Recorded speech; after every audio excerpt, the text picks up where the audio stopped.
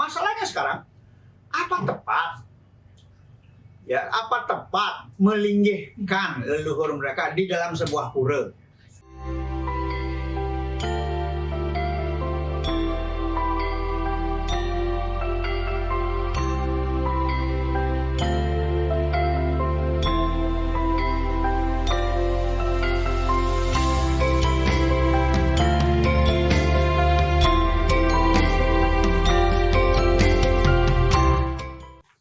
Om Avinamastu Namasidam. Om Siddhirastu Tatastu Swaha. Om Swastiastu. Sahabat Renungan Dharma yang saya hormati, kali ini kita akan memperbincangkan sesuatu yang sangat baru.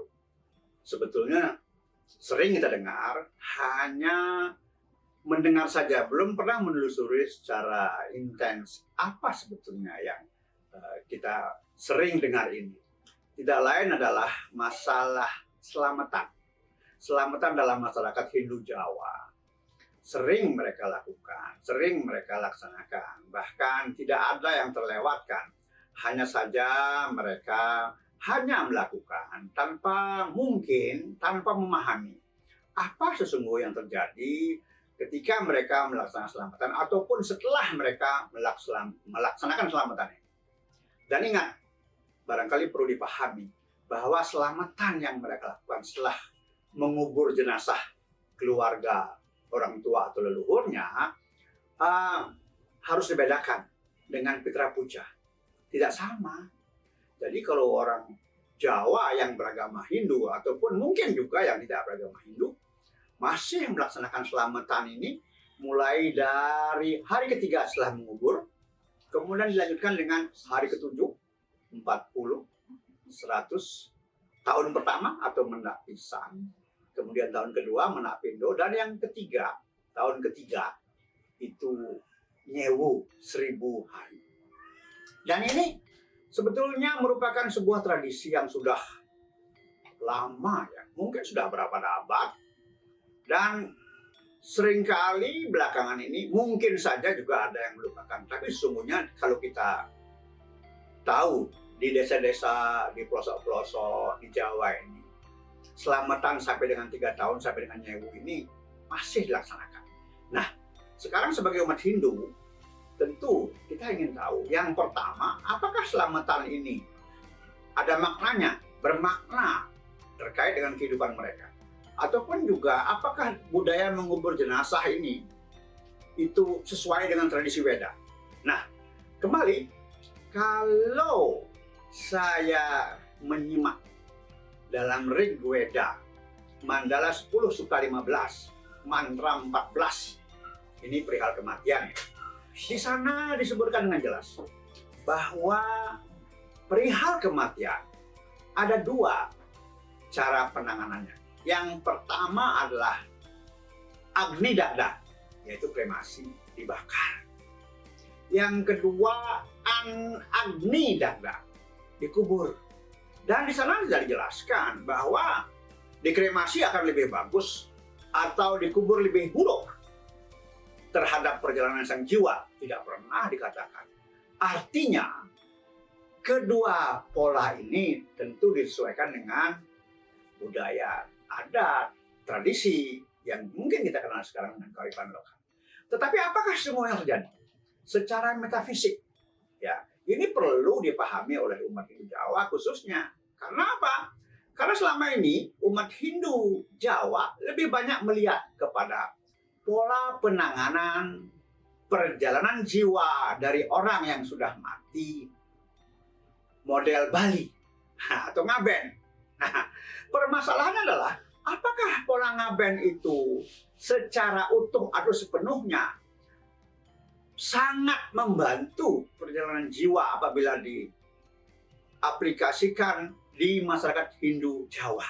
Nah, ini masih menjadi pertanyaan sebetulnya, karena tidak pernah dijelaskan. Kalau misalnya ada umat Hindu Jawa yang meninggal lalu dilaksanakan proses ngaben model Bali dengan sarana Bali, dengan cara Bali, dengan sang pandita pun orang Bali misalnya. Apa yang terjadi? Tidak pernah dijelaskan secara tuntas. Hanya kemudian disimpulkan bahwa setelah pola itu dilaksanakan, maka selesailah sudah dan perjalanan sang jiwa sudah mencapai tujuan. Benarkah demikian? Nah, saya ingin menelusuri dan kebetulan saya bertemu dengan seorang penekun spiritual Jawa yang sudah sepuh. Sayangnya beliau tidak mau disebutkan namanya, yang berkisah belum lama ini kepada saya tentang perjalanan jiwa dari hari ketiga sampai dengan Nyewu. Dan kemudian seterusnya dilanjutkan dengan ritual Pangentas Panjurung Sukmo Atman Manunggal. Nah, saya juga sangat menunggu sesungguhnya. Apa sih yang terjadi setelah Nyewu misalnya? Nah, beliau mengatakan dan berkisah kepada saya setelah diskusi kita berjam-jam bahwa setelah hari ke-1000, ya 3 tahun atau setelah ritual Nyewu dilaksanakan, ternyata menurut pengalaman beliau, ternyata kuburan-kuburan itu secara metafisik, secara neskala berubah menjadi rumah. Dan rumah-rumah ini semuanya terbuat dari kayu jati, ya, dari kayu jati dan sangat indah, bersih, ya. Dan yang membedakan satu rumah dengan rumah yang lain hanyalah besarnya. Ada yang rumahnya kecil tapi indah dengan pintu yang tidak terkunci. Ada rumah besar, indah, juga tidak terkancing kata orang Jawa. Kemudian ada juga yang bertingkat. Nah, tentu kita bisa menduga bahwa ini yang membedakan adalah karma masing-masing. Karmanya masing-masing. Nah, ini menarik. Karena mungkin selama ini belum ada yang bercerita atau berkisah atau punya pengalaman dan menelusuri perjalanan sang jiwa sampai dengan Nyewu. Nah, kemudian belakangan ini kan semarak sekali di Jawa. Ada ritual yang disebut dengan Pangentas Panjurung Sukmo Atman Manunggal atau lebih dikenal dengan nama entas-entas. Tentu kita pernah mendengar bahwa masyarakat Hindu di Tengger, Bromo, Semeru sudah secara rutin melaksanakan entas-entas untuk leluhurnya mungkin sejak zaman Singosari pada abad ke-13, mungkin juga sebelum itu. Yang jelas sampai sekarang mereka tetap melaksanakan ritual yang namanya entas-entas. Apakah sama entas-entas yang di Tengger dengan di luar Tengger? Entahlah. Namun yang jelas, pengalaman dari sang spiritual sepuh ini yang bercerita kepada saya bahwa setelah Nyewu maka muncullah kuburan-kuburan itu menjadi rumah-rumah indah yang bahannya kayu jati. Dan setelah itu apa yang terjadi? Nah, ketika dilaksanakan ritual entas-entas ini, maka kemudian beliau ini menemukan bahwa rumah-rumah Jawa yang indah itu kosong. Artinya para penghuninya sudah meninggalkan rumah-rumah Jawa itu ketika dilaksanakan Pangentas Panjurung Sukmo Atman Manunggal. Kemana mereka semua itu? Ini yang lebih menarik sebetulnya.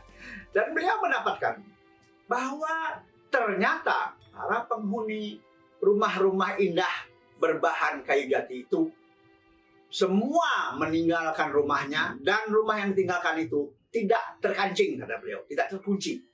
Jadi ada pintunya tetapi tidak dikunci. Nah, kemudian ternyata mereka semua pergi bersama-sama ke sebuah rumah besar. Sebuah rumah besar. Dan rumah itu terang tanpa ada lampu. Rumah itu terang tanpa ada matahari. Dan di sanalah mereka berkumpul semua. Lalu apa yang dilakukan oleh mereka di sana? Nah, ini juga menarik. Ya, karena kita tahu bahwa rumah-rumah atau keluarga-keluarga Jawa itu dalam satu keluarga, dalam satu rumah, itu biasa.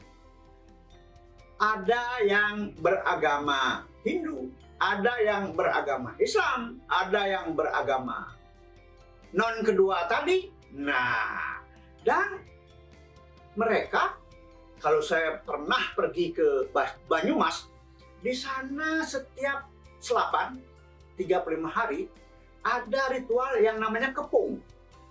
Pada hari itu mereka bersama-sama datang ke kuburan, mereka membersihkan, memelihara, merawat kuburan dari para leluhurnya ini. Dibersihkan, diperbaiki, itu setiap 35 hari. Nah, artinya apa? Walaupun mereka tidak paham bahwa rumah-rumah itu setelah nyewu, berubah dia menjadi rumah-rumah indah. Ya, kuburan-kuburan ini berubah menjadi rumah-rumah indah. Namun mereka tanpa sadar juga sudah sebetulnya merawat rumah-rumah indah itu, rumah-rumah kayu jati itu. Nah, ini saya temukan di Banyumas, ya, di Desa Klinting namanya, di Kecamatan Somagede. Nah, ini menarik juga ketika dihubungkan dengan apa yang terjadi dari pengalaman sang spiritual sesepuh ini. Nah, kemudian menurutnya kalau ada keturunannya yang nyekar, ya kita tahu bahwa nyekar salah satu budaya yang nggak mungkin dilupakan di Jawa ini, nggak mungkin dihilangkan. Itu tradisi yang sudah baku itu, ya. Jadi ketika ada keturunannya yang nyekar ke kuburan, maka dari rumah besar itu akan turun dia ke rumah indah kayu jati ini.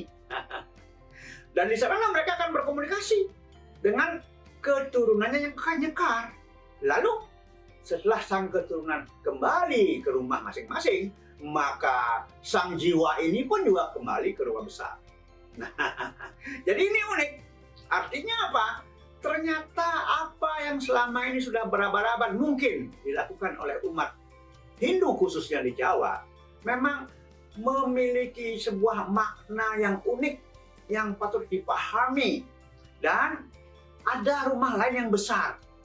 Mungkin ada pertanyaan, kenapa sih kok mereka harus meninggalkan rumah-rumah indah itu? Nah, ini mungkin terjadi karena masih dirasakan bahwa rumah-rumah indah berbahan kayu jati itu belum merupakan rumah-rumah yang nyaman seperti yang diharapkan oleh jiwa-jiwa ini. Sehingga ketika mereka menemukan rumah besarnya itu melalui prosesi entas-entas, di sanalah mereka menemukan kenyamanan. Kenyamanan yang diharapkan. Lalu, rumah besarnya apa sebetulnya? Ya, boleh dikatakan di Jawa, inilah rumah pedarman Sunia. Ini pedarman. Jadi memang yang namanya ritual entas-entas ini itu sebetulnya bisa juga disebut sebagai ritual mendarmakan leluhurnya. Ya, jadi mendarmakan leluhurnya. Sehingga di Jawa tanpa sadar juga di beberapa tempat umat Hindu tiba-tiba saja mendirikan atau membangun sebuah candi. Ya, mungkin ini candi agung kalau di Jawa ya. Seperti misalnya di Banyuwangi. Itu bahkan di dalam pura mereka mendirikan candi. Untuk apa? Untuk leluhurnya. Jadi setelah dientas mereka dilingihkan di sana. Masalahnya sekarang, apa tepat? Ya, apa tepat melinggihkan leluhur mereka di dalam sebuah pura? Ya, kembali kepada Weda. Ya, kembali kepada Weda Mandala 10. Di sana juga dikatakan bahwa para leluhur duduk bersama para dewa menikmati minuman soma. Para leluhur tinggal bersama para dewa. Para leluhur ikut menerima persembahan. Dan mantra terakhir mengatakan para leluhur setara dengan para dewa. Jadi kalau kemudian di Mandala Utama sebuah pura didirikan atau dibangun sebuah candi untuk tempat linggihnya para leluhur, jelas tidak salah. Selain di Banyuwangi juga ada di Blitar, ya, ada juga di Cirebon sebuah candi yang ditempatkan di Mandala Utama untuk para leluhur mereka yang sudah menjadi istadewata, yang sudah melalui proses entas-entas. Itulah pedarman mereka. Nah, kalau begitu apa yang terjadi sesungguhnya. Selamatan sejak hari ketiga sampai dengan nyewu itu. Ya, boleh dikatakan itulah proses penyucian raga dan jiwa untuk menuju ke pedarman sunia. Lalu, kalau iseng-iseng kita kaitkan dengan atau kita bandingkan dengan ngaben di Bali, boleh dikatakan sama. Jadi, ritual sampai dengan nyewu, kita lihat di Bali ngaben tidak berbeda. Karena di Bali juga yang namanya entas-entas itu justru lontar sebagai sumber sastranya disebut dengan Pustaka Iswara Takwa. Ada di Bali, di sebuah gereja di Jalan Imam Bonjol, Denpasar. Jadi entas-entas di Jawa tidak lain dan tidak bukan sama dengan Dewa Pitra Pratista di Bali. Nah, oleh karena itu, dengan apa yang saya paparkan ini, umat Hindu di Jawa tidak perlu merasa minder karena tidak diaben seperti di Bali. Tidak perlu, karena akhirnya tujuannya sama. Di Jawa ada pedarman sunia atau Candi Agung. Di Bali juga ada pedarman, yaitu di Besakih. Nah, Bapak Ibu sekalian, sahabat Renungan Dharma yang saya muliakan, mungkin ini akan menjadi sebuah kontroversi ya, atau menganggap bahwa ini apa gitu. Tapi yang jelas, silahkan nanti alam yang akan membuktikan bahwa ini tidak salah. Dan sejak saat ini umat Hindu Jawa tidak perlu merasa rendah diri terhadap apa yang dilakukan oleh umat Hindu di Bali yang sudah turun-temurun, dan prosesi ngaben pun akan menyempurnakan raga dan jiwa dari leluhur-leluhur kita. Bapak Ibu sekalian, sahabat Renungan Dharma, mungkin apa yang saya paparkan ini perlu direnungkan, dan yakinlah bahwa apa yang dilakukan oleh para leluhur Jawa bukan merupakan sesuatu yang salah.